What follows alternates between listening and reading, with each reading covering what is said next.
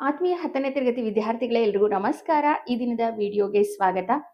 ವಿದ್ಯಾರ್ಥಿಗಳೇ, ಯಾರೆಲ್ಲ 10ನೇ ತರಗತಿ CBSE ನಲ್ಲಿ ಓದ್ತಾ ಇದ್ದೀರೋ, ತುಂಬಾ ವಿದ್ಯಾರ್ಥಿಗಳು ಕಮೆಂಟ್ ಮಾಡಿದ್ರೆ, ಮ್ಯಾಮ್ ನಮಗೆ ಒಂದೆರಡು ಮಾಡೆಲ್ ಕ್ವಶನ್ ಪೇಪರ್ನ ಪರಿಚಯಿಸಿ, ಹಾಗೆ ಅದರಲ್ಲಿರ್ತಕ್ಕಂತಹ ವ್ಯಾಕರಣಾಂಶಗಳನ್ನ ಪರಿಚಯಿಸಿ ಅಂತ ಹೇಳಿ ಕೇಳ್ತಾ ಇದ್ರಿ. ಹಾಗಾಗಿ ನಾನು ಈಗಾಗಲೇ ಒಂದು ಮಾದರಿ ಪ್ರಶ್ನೆ ಪತ್ರಿಕೆಯನ್ನ ಪರಿಚಯಿಸಿದ್ದೇನೆ. ಅದರಂತೆ ಇವತ್ತಿನ ವಿಡಿಯೋನಲ್ಲಿ ಮಾದರಿ ಪ್ರಶ್ನೆ ಪತ್ರಿಕೆ 2 ಯಾವ ರೀತಿ ಇದೆ ಅಂತ ಹೇಳಿ ನೋಡೋಣ ಬನ್ನಿ. ಹಾಗೆ ಪ್ರಶ್ನೆ ಪತ್ರಿಕೆಯನ್ನ ಸಾಲ್ವ್ ಮಾಡೋದ್ರ ಜೊತೆಗೆ ಕೆಲವೊಂದು ಟ್ರಿಕ್ಸ್ ಗಳನ್ನ ಹೇಳ್ತೀನಿ. ಯಾವ ಮೇನಿಗೆ ಉತ್ತರಗಳನ್ನ ಬರೆಯುವಾಗ ನೀವು ಯಾವ ಮೆಥಡ್ ಅನ್ನ ಅನುಸರಿಸಿದ್ರೆ ನಿಮಗೆ ಬರೆಯೋದಕ್ಕೆ ಸುಲಭ ಆಗುತ್ತೆ ಅನ್ನೋದನ್ನ ಕೂಡ ತಿಳಿಸ್ಕೊಡ್ತೀನಿ. ಬನ್ನಿ, ಹಾಗಿದ್ರೆ ತಡ ಮಾಡದೆ 10ನೇ ತರಗತಿ CBSE ಪರೀಕ್ಷೆಗೆ ಸಂಬಂಧಿಸಿದಂತೆ ಕನ್ನಡ ವಿಷಯದ ಪ್ರಶ್ನೆ ಪತ್ರಿಕೆ ಯಾವ ರೀತಿ ಇದೆ ಅಂತ ಹೇಳಿ ನೋಡ್ತಾ ಹೋಗೋಣ. ವಿದ್ಯಾರ್ಥಿಗಳ CBSE ಕನ್ನಡ ವಿಷಯಕ್ಕೆ ಸಂಬಂಧಿಸಿದಂತೆ ಈಗಾಗಲೇ ಒಂದು ಮಾದರಿ ಪ್ರಶ್ನೆ ಪತ್ರಿಕೆಯನ್ನು ಪರಿಚಯಿಸಿದೆ. ಅದಕ್ಕೆ ಒಳ್ಳೆ ಪ್ರತಿಕ್ರಿಯೆ ಬಂದಿದ್ದು, ಈ ದಿನದ ವಿಡಿಯೋನಲ್ಲಿ 2ನೇ ಮಾದರಿ ಪ್ರಶ್ನೆ ಪತ್ರಿಕೆಯನ್ನು ನಾನು ನಿಮಗೆ ಪರಿಚಯಿಸ್ತಾ ಇದ್ದೇನೆ. ಹೆಚ್ಚು ಪ್ರಶ್ನೆ ಪತ್ರಿಕೆಗಳನ್ನು ಬಿಡಿಸಿದಷ್ಟು ನೀವು ಪರೀಕ್ಷೆಯಲ್ಲಿ ಉತ್ತರವನ್ನು ಬರೆಯೋದು ಸುಲಭ ಆಗುತ್ತೆ. ಯಾವ್ಯಾವ ರೀತಿಯ ಪ್ರಶ್ನೆಗಳನ್ನು ಕೇಳಿದ್ದಾರೆ, ಯಾವ ರೀತಿ ಉತ್ತರಗಳನ್ನು ಬರೀಬೇಕು ಅಂತ ಹೇಳಿ ಗೊತ್ತಾಗುತ್ತೆ. ಪಾರ್ಟ್ 1 ಹಾಗೆ ಪಾರ್ಟ್ 2 ಅಂತ ಹೇಳಿ ನಿಮ್ಮ ಪ್ರಶ್ನೆ ಪತ್ರಿಕೆಯಲ್ಲಿರುತ್ತೆ. ಪಾರ್ಟ್ 1ನಲ್ಲಿ ವಾಚನ ಮತ್ತು ಗ್ರಹಿಕಾ ಕೌಶಲ, ಅನ್ವಯಿಕ ವ್ಯಾಕರಣ ಮತ್ತು ಬಹು ಆಯ್ಕೆ ಪ್ರಶ್ನೆ ಪಠ್ಯಗಳ ಅಧ್ಯಯನ ಇದ್ದರೆ, ಪಾರ್ಟ್ 2ನಲ್ಲಿ ಬರವಣಿಗೆ ಕೌಶಲ, ಪಠ್ಯಗಳ ಅಧ್ಯಯನ, ಇದಕ್ಕೆ ಸಂಬಂಧಿಸಿದಂಥ ಪ್ರಶ್ನೆಗಳಿರುತ್ತೆ. ಸೆಕ್ಷನ್ ಎನಲ್ಲಿ ಮೊದಲನೇದಾಗಿ ವಾಚನ ಮತ್ತು ಗ್ರಹಿಕಾ ಕೌಶಲ್ಯಕ್ಕೆ ಸಂಬಂಧಿಸಿದಂತೆ 20 ಅಂಕಗಳಿಗೆ ಪ್ರಶ್ನೆಯನ್ನು ಕೊಟ್ಟಿರ್ತಾರೆ. ವಿದ್ಯಾರ್ಥಿಗಳೇ, ಇಲ್ಲಿ ಯಾವುದೇ ಒಂದು ಗದ್ಯ ಭಾಗವನ್ನು, ಪದ್ಯ ಭಾಗವನ್ನು ನಿಮಗೆ ಇಲ್ಲಿ ಕೊಡ್ಬೋದು. ಮೊದಲನೇದಾಗಿ ಗದ್ಯ ಭಾಗವನ್ನು ನೀಟಾಗಿ ಓದ್ಕೋಬೇಕಾಗತ್ತೆ. ಅದಕ್ಕಿಂತ ಮುಂಚೆ ನೀವೇನು ಮಾಡಬೇಕು ಅಂತ ಹೇಳಿದ್ರೆ, ಗದ್ಯ ಭಾಗದ ಕೆಳಗಡೆ ಯಾವ್ಯಾವ ಪ್ರಶ್ನೆಗಳನ್ನು ಕೊಟ್ಟಿದ್ದಾರೆ ಅಂತ ಹೇಳಿ ನೋಡ್ಕೋಬೇಕು. ಮೊದಲು ಪ್ರಶ್ನೆಗಳನ್ನು ಓದ್ಕೊಂಡು ನಂತರ ನೀವು ಉತ್ತರವನ್ನು ಓದಿದ್ದೇ ಆದರೆ ಸುಲಭವಾಗಿ ನಿಮಗೆ ಉತ್ತರಗಳು ಸಿಗ್ತಾ ಹೋಗುತ್ತೆ. ಆಗ ನೀವು ಗದ್ಯವನ್ನು ಓದ್ತಕ್ಕಂಥ ಸಂದರ್ಭದಲ್ಲಿ ನಿಮಗೆ ಗೊತ್ತಾಗ್ಬಿಟ್ಟಿರುತ್ತೆ ಈ ಪ್ರಶ್ನೆ ಕೇಳಿದಾರಲ್ವಾ ಅಂತ ಹೇಳಿ ನಿಮಗೆ ಗೊತ್ತಾಗುತ್ತೆ. ಹಾಗಾಗಿ ಮೊದಲು ಪ್ರಶ್ನೆಗಳನ್ನು ಓದ್ಕೊಳ್ಳಿ, ನಂತರ ಪ್ಯಾರಾಗ್ರಾಫ್ನ ಓದಿ ಉತ್ತರಗಳನ್ನು ಬರೀರಿ ಅಂತೇಳಿ ಹೇಳ್ಬೋದು. ಇನ್ನು ಹಾಗೆ ಮುಂದುವರೆದು ನೋಡೋದಾದರೆ ಮತ್ತೊಂದು ಗದ್ಯಾಂಶವನ್ನು ಕೊಟ್ಟಿದ್ದಾರೆ. ಈ ಗದ್ಯವನ್ನು ಕೂಡ ಓದ್ಕೊಂಡು ನೀವು ಉತ್ತರವನ್ನು ಬರೀಬೇಕಾಗತ್ತೆ. ಇಲ್ಲಿ ನಾನು ಗದ್ಯವನ್ನು ಹೇಳ್ತಾ ಇಲ್ಲ, ಕಾರಣ ಇಷ್ಟೇ. ಪ್ರಶ್ನೆ ಪತ್ರಿಕೆಯಿಂದ ಪ್ರಶ್ನೆ ಪತ್ರಿಕೆಗೆ ಗದ್ಯಗಳು ಚೇಂಜ್ ಆಗ್ತಾ ಹೋಗುತ್ತೆ. ಒಂದು ಸರಿ ಕೊಟ್ಟಿರೋದನ್ನೇ ಕೊಡೋದಕ್ಕೆ ಸಾಧ್ಯತೆ ಇಲ್ಲ ಇಲ್ಲಿ. ಹಾಗಾಗಿ ನಾನು ಗದ್ಯ, ಪದ್ಯ ಅವುಗಳನ್ನು ಯಾವುದೂ ಹೇಳ್ತಾ ಇಲ್ಲ. ವ್ಯಾಕರಣಾಂಶಕ್ಕೆ ನಾನು ಜಾಸ್ತಿ ಇಂಪಾರ್ಟೆನ್ಸ್ನ ಕೊಟ್ಟು ಅನ್ವಯಿಕ ವ್ಯಾಕರಣ ಮತ್ತು ಪಠ್ಯಪೂರಕ ಅಧ್ಯಯನಕ್ಕೆ ಸಂಬಂಧಿಸಿದಂತೆ 20 ಅಂಕಗಳಿಗೆ ಪ್ರಶ್ನೆ ಇರುತ್ತೆ. ಮೊದಲನೇದಾಗಿ ನೋಡಿ, ಇಲ್ಲಿ ಈ ಕೆಳಗಿನ ಸಂಧಿ ಪದಗಳು ಮತ್ತು ಸಂಧಿ ಹೆಸರನ್ನು ಹೊಂದಿಸಿ ಬರೆಯಿರಿ ಅಂತೇಳಿ ಕೇಳಿದ್ದಾರೆ. ಈ ಕಡೆ ಮುಂಜೆರಗು, ಮೃಗಾಲಯ, ಜನೈಕ್ಯ, ಪಿತೃರ್ಥ ಅಂತ ಇದೆ. ಈ ಸೈಡಲ್ಲಿ ಎಣ್ಸಂಧಿ, ವೃದ್ಧಿ ಸಂಧಿ, ಲೋಪಸಂಧಿ, ಸವರ್ಣ ದೀರ್ಘ ಸಂಧಿ, ಆದೇಶ ಸಂಧಿ ಅಂತ ಹೇಳಿ ಇದೆ. ಇವಾಗ ನಾವು ಯಾವ ಸಂಧಿ ಅಂತ ಹೇಳಿ ಕಂಡುಹಿಡಿಯಬೇಕು. ಮುಂಜೆರಗು, ಮುನ್ ಪ್ಲಸ್ ಸೆರಗು ಮುಂಜೆರಗು ಆಗುತ್ತೆ. ಅಲ್ಲಿ ಸಕಾರಕ್ಕೆ ಜಕಾರ ಬಂದಿರೋದನ್ನ ನೋಡ್ಬೋದು. ಹಾಗಾಗಿ ಅದು ಆದೇಶ ಸಂಧಿ ಆಗುತ್ತೆ. ನೆಕ್ಸ್ಟು ಎರಡನೇದು ಮೃಗಾಲಯ, ಮೃಗ ಪ್ಲಸ್ ಆಲಯ ಮೃಗಾಲಯ, ಸವರ್ಣ ದೀರ್ಘ ಸಂಧಿ ಆಗುತ್ತೆ. ನೆಕ್ಸ್ಟು ಜನೈಕ್ಯ, ಇದು ವೃದ್ಧಿ ಸಂಧಿ ಆಗುತ್ತೆ. ಹಾಗೆ ಪಿತೃರ್ಥ, ಇದು ಸಂಧಿ ಆಗುತ್ತೆ. ಹಾಗಾಗಿ ಈ ಪ್ರಶ್ನೆಗೆ ಸರಿಯಾದಂತಹ ಉತ್ತರ ಅಂತ ಹೇಳಿದ್ರೆ ಆಪ್ಷನ್ ಸಿ ಇದೆಯಲ್ಲ, ಇದು ಸರಿಯಾದಂಥ ಉತ್ತರ. ನೆಕ್ಸ್ಟು 2ನೇ ಪ್ರಶ್ನೆ ಈ ರೀತಿಯಾಗಿದೆ. ಡಾಕ್ಟರ್ ಅಶೋಕ ಪೈ ಮನಸ್ಸಿನ ಬಗ್ಗೆ ಸಂಶೋಧನಾ ಸತ್ಯವನ್ನು ಹೇಳಿದರು. ಈ ವಾಕ್ಯದಲ್ಲಿ ಕ್ರಿಯಾಪದದ ಧಾತು ಯಾವುದು ಅಂತ ಹೇಳಿ ಕೇಳ್ತಿದ್ದಾರೆ. ಹೇಳಿದರು ಅನ್ನೋದು ಕ್ರಿಯಾಪದ, ಹೇಳು ಅನ್ನೋದು ಧಾತು. ಕ್ರಿಯಾಪದದ ಮೂಲ ರೂಪವನ್ನೇ ಧಾತು ಅಂತೇಳಿ ಕರಿತೀವಿ. ಹೇಳಿದರು, ಹೇಳು, ಹೇಳು ಸರಿಯಾದಂಥ ಆನ್ಸರ್. ನಂತರ 3ನೇ ಪ್ರಶ್ನೆ, ರವಿಯು ಮೂಡಣದಲ್ಲಿ ಉದಯಿಸುತ್ತಾನೆ. ಈ ವಾಕ್ಯದಲ್ಲಿ ಮೂಡಣ ಅನ್ನೋದು ಏನು ಅಂತ ಹೇಳಿ ಕೇಳಿದ್ದಾರೆ. ಆಪ್ಷನ್ ಎ ಸಂಖ್ಯಾವಾಚಕ, ಸಂಖ್ಯೇಯವಾಚಕ, ದಿಗ್ವಾಚಕ, ಗುಣವಾಚಕ. ಇಲ್ಲಿ ಸಂಖ್ಯೆ ಇಲ್ಲವೇ ಇಲ್ಲ, ಹಾಗಾಗಿ ಇದು ಸಂಖ್ಯಾವಾಚಕನೂ ಅಲ್ಲ, ಸಂಖ್ಯೇಯವಾಚಕನೂ ಅಲ್ಲ. ಇನ್ನು ಅಲ್ಲಿ ವಸ್ತುವಿನ ಗುಣವನ್ನು ಕೂಡ ಹೇಳ್ತಾ ಇಲ್ಲ ಅದು. ಹಾಗಾಗಿ ಇದು ದಿಗ್ವಾಚಕ, ದಿಕ್ಕನ್ನು ಸೂಚಿಸೋದ್ರಿಂದ ದಿಗ್ವಾಚಕ ಅಂತೇಳಿ ಬರೀಬೇಕು. ಆಪ್ಷನ್ ಸಿ ಸರಿಯಾದ ಉತ್ತರ. ನಂತರ ಗಳಿಕೆ, ಗಳಿಗೆ, ಇವುಗಳಿಗೆ ಏನು ಡಿಫ್ರೆನ್ಸ್ ಇದೆ ಮೀನಿಂಗಲ್ಲಿ ಅಂತ ಹೇಳಿ ಕೇಳ್ತಾ ಇದ್ದಾರೆ. ಗಳಿಕೆ ಅಂತ ಅಂದರೆ ಸಂಪಾದನೆ ಮಾಡೋದು, ಗಳಿಗೆ ಅಂತ ಹೇಳಿದ್ರೆ ಸಮಯ. ಆಪ್ಷನ್ ಸಿ ಸರಿಯಾದ ಉತ್ತರ. ನೆಕ್ಸ್ಟ್ ನೋಡಿ, ಇಲ್ಲಿ ಸಮಾಸ ತಪ್ಪಾದ ರೂಪವನ್ನು ಗುರುತಿಸಿ ಅಂತೇಳಿ ಕೊಟ್ಟಿದ್ದಾರೆ. ತತ್ಪುರುಷ ಸಮಾಸಕ್ಕೆ ತಲೆನೋವು ಕೊಟ್ಟಿದ್ದಾರೆ. ತಲೆಯಲ್ಲಿ ಪ್ಲಸ್ ನೋವು, ತಲೆನೋವು, ತತ್ಪುರುಷ ಸಮಾಸ ಸರಿಯಾಗಿದೆ. ನೆಕ್ಸ್ಟು ಕರ್ಮಧಾರೆಯ ಸಮಾಸ, ಹೊಸದು ಪ್ಲಸ್ ಕನ್ನಡ, ಹೊಸಗನ್ನಡ, ಇದು ಕೂಡ ಕರ್ಮಧಾರೆಯ ಸಮಾಸ ಸರಿ ಇದೆ. ಕ್ರಿಯಾ ಸಮಾಸ, ಮೈಯನ್ನು ಪ್ಲಸ್ ಮುಚ್ಚು, ಮೈ ಮುಚ್ಚು, ಇದು ಕೂಡ ಸರಿಯಾಗಿದೆ.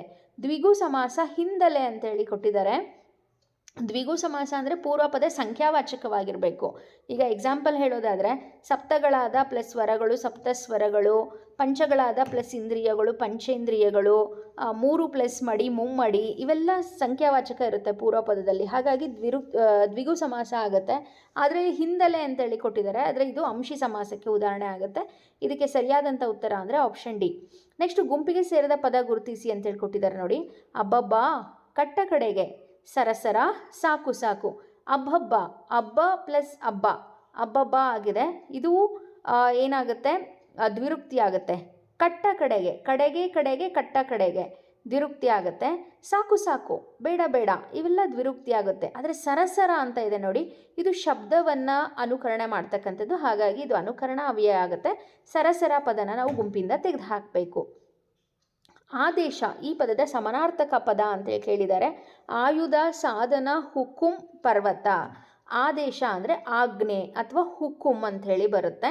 ನೆಕ್ಸ್ಟ್ ನೋಡಿ, ದೇಶ, ಮನುಷ್ಯ ಅನ್ನೋದು ರೂಢನಾಮ ಆದರೆ ಶಿಕ್ಷಕ, ಪಂಡಿತ ಅನ್ನೋದು ವೆರಿ ಗುಡ್ ಅನ್ವರ್ಥ ನಾಮ. ವ್ಯಕ್ತಿಯ ಗುಣ, ಸ್ವಭಾವ, ಆತನ ಉದ್ಯೋಗ ಇದರ ಆಧಾರಿತವಾಗಿ ಇಟ್ಟಂತಹ ಹೆಸರುಗಳು. ನಂತರ ಊರ್ವಿಯೋಳ್ ಅನ್ನೋದು ಸಪ್ತಮಿ ವಿಭಕ್ತಿ ಆದರೆ ಕುವರಂ ಅನ್ನೋದು ಯಾವ ವಿಭಕ್ತಿ ಅಂತೇಳಿ ಕೇಳಿದ್ದಾರೆ. ಹಳೆಗನ್ನಡ ವಿಭಕ್ತಿಗಳನ್ನು ಕೂಡ ನೀವು ನೋಡ್ಕೋಬೇಕಾಗುತ್ತೆ. ಇದು ದ್ವಿತೀಯ ವಿಭಕ್ತಿಯಾಗಿದೆ. ಹಾಗೆ ಜೋಡು ನುಡಿಗಳನ್ನು ಹೊಂದಿಸಿ ಬರೆಯಿರಿ ಅಂತ ಕೊಟ್ಟಿದ್ದಾರೆ. ಬೆಟ್ಟ, ಗುಡ್ಡ, ಹಣ್ಣು, ಹಂಪಲು, ಮನೆ, ಮಠ, ಕಾಡು, ಮೇಡು. ಓಕೆನಾ? ನೋಡಿ ಅಲ್ಲಿ ಎಲ್ಲಿದೆ ಆನ್ಸರು, ಬೆಟ್ಟ, ಗುಡ್ಡ. ಎಗೆ 5ನೇದು, ಸಿ ಆಪ್ಷನ್ ಸಿ ಸರಿಯಾದಂತಹ ಉತ್ತರ. ನಂತರ ಸೂಚನೆಯಂತೆ ಬರೆಯಿರಿ ಅಂತೇಳಿ ಕೊಟ್ಟಿದ್ದಾರೆ. ಚಿರತೆಯು ವೃಕ್ಷವನ್ನು ಹತ್ತುವುದು. ನಿಷೇಧಾರ್ಥಕ ಅಂದರೆ ಕ್ರಿಯೆ ನಡೆದಿಲ್ಲ ಅನ್ನೋ ರೀತಿ ನಾವು ಬರೀಬೇಕು. ಚಿರತೆಯು ವೃಕ್ಷವನ್ನು ಹತ್ತದು.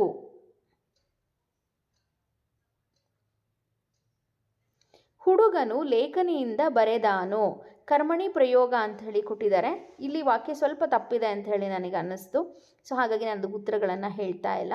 ನೆಕ್ಸ್ಟ್ ಗಾದೆ ಕೊಟ್ಟಿದ್ದಾರೆ ನೋಡಿ. ಒಂದು ಕಣ್ಣಿಗೆ ಬೆಣ್ಣೆ, ಇನ್ನೊಂದು ಕಣ್ಣಿಗೆ ಸುಣ್ಣ. ಅಂದರೆ ತಾರತಮ್ಯ ಮಾಡ್ತಕ್ಕಂಥದ್ದು, ಒಬ್ಬರಿಗೆ ಫೇವರ್ ಆಗಿರ್ತಕ್ಕಂಥದ್ದು ಇನ್ನೊಬ್ಬರಿಗೆ ಡಿಫ್ರೆನ್ಷಿಯೇಟ್ ಮಾಡ್ತಕ್ಕಂಥದ್ದು. ಅಂಗೈ ಹುಣ್ಣಿಗೆ ಕನ್ನಡಿ ಬೇಕೆ. ಅಂಗೈ ಅಂತ ಹೇಳಿದ್ರೆ ನಮ್ಮ ಕೈನಲ್ಲಿ ಆಗಿರ್ತಕ್ಕಂತಹ ಒಂದು ಗಾಯವನ್ನು ನೋಡ್ಕೊಳ್ಳೋದಕ್ಕೆ ಕನ್ನಡಿ ಬೇಕಾಗುತ್ತಾ? ಇಲ್ಲ ಅಲ್ವಾ? ಅದನ್ನು ಆ ಗಾದೆ ಹೇಳ್ತಕ್ಕಂಥದ್ದು. ಅಂದರೆ ಕಣ್ಮುಂದೆ ಏನಾಗಿದೆ ಅಂತ ಹೇಳಿ ನೋಡೋದನ್ನು ಯಾರೋ ಬಂದು ಹೇಳಬೇಕಾಗಿಲ್ಲ ಅಂತ. ದಂಗು ಬಡಿ ಅಂತ ಹೇಳಿದ್ರೆ ಆಶ್ಚರ್ಯ ಪಡ್ಕೊಂಡು ನಿಂತ್ಕೊಳ್ಳೋದು. ಈಗ ರಸ್ತೆಯಲ್ಲಿ ನಡೆದಂತಹ ಭೀಕರ ಅಪಘಾತವನ್ನು ನೋಡಿ ನಾನು ರಸ್ತೆಯಲ್ಲೇ ದಂಗು ಬಡೆದು ನಿಂತೆನು ಅಂತ ಬರೀಬೋದು. ನೀರು ಕುಡಿತಮ್ಮ, ಜೀವ ಬದುಕಲಿ ಮೊದಲು. ಗ್ರಾಂಥಿಕ ರೂಪ. ನೀರು ಕುಡಿತಮ್ಮ, ಜೀವ ಬದುಕಲಿ ಮೊದಲು ಅಂತ ಬರೀಬೇಕು. ನಂತರ ನೋಡಿ ಇಲ್ಲಿ ಪೂರಕ ಪಾಠಕ್ಕೆ ಸಂಬಂಧಿಸಿದಂತೆ MCQsನ ಕೊಟ್ಟಿದ್ದಾರೆ. ತುಂಬ ಈಸಿ ಇದೆ ನೋಡಿ. ಇಲ್ಲಿ ಓದ್ಕೊಂಡು ಒಂದ್ಸರಿ ಬರೀಬೇಕಾಗುತ್ತೆ.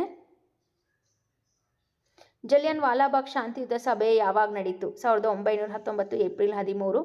ಅಕ್ಕಮಹಾದೇವಿ ವಚನಗಳಲ್ಲಿ ಯಾವ ಭಾವ ವ್ಯಕ್ತವಾಗಿದೆ ಅಂದರೆ ಭಗವಂತನಲ್ಲಿ ಶರಣಾಗ್ತಕ್ಕಂಥದ್ದು.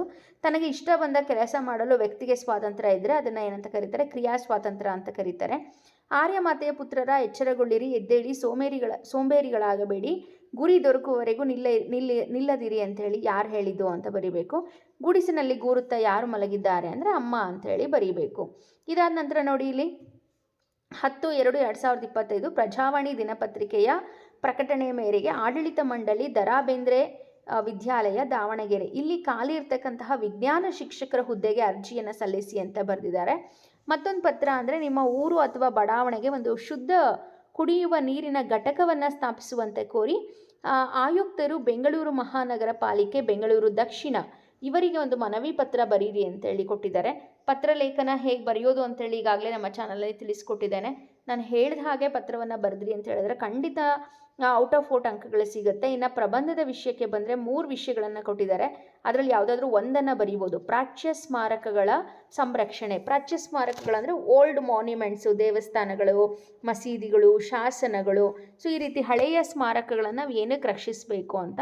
ಇನ್ನು ನೆಕ್ಸ್ಟು ರಾಷ್ಟ್ರೀಯ ಭಾವೈಕ್ಯತೆ, ನಾವೆಲ್ಲರೂ ಒಂದೇ ಅಂತಕ್ಕಂತಹ ಭಾವ. ಅಕ್ಷರ ದಾಸೋಹದ ಮಹತ್ವ ಅಂದರೆ ಶಾಲೆಯಲ್ಲಿ ಮಕ್ಕಳಿಗೆ ವಿದ್ಯೆ ಹೇಳ್ಕೊಡೋದ್ರ ಜೊತೆಗೆ ಮಧ್ಯಾಹ್ನ ಬಿಸಿ ಊಟವನ್ನು ಕೂಡ ಕೊಡ್ತಾರಲ್ಲ, ಅಕ್ಷರ ದಾಸೋಹ ಯೋಜನೆ, ಅದರ ಇಂಪಾರ್ಟೆನ್ಸ್ ಏನು ಅಂತ ಬರೀಬೇಕು. ಸೊ ಇದಿಷ್ಟು CBSE ಪರೀಕ್ಷೆಗೆ ಸಂಬಂಧಿಸಿದಂತೆ ಪ್ರಶ್ನೆ ಪತ್ರಿಕೆ 2 ಆಗಿದೆ. ಮತ್ತೆ ಭೇಟಿ ಆಗ್ತೀನಿ ಮುಂದಿನ ವಿಡಿಯೋನಲ್ಲಿ ಮಾದರಿ ಪ್ರಶ್ನೆ ಪತ್ರಿಕೆ 3ರೊಂದಿಗೆ. ಧನ್ಯವಾದಗಳು.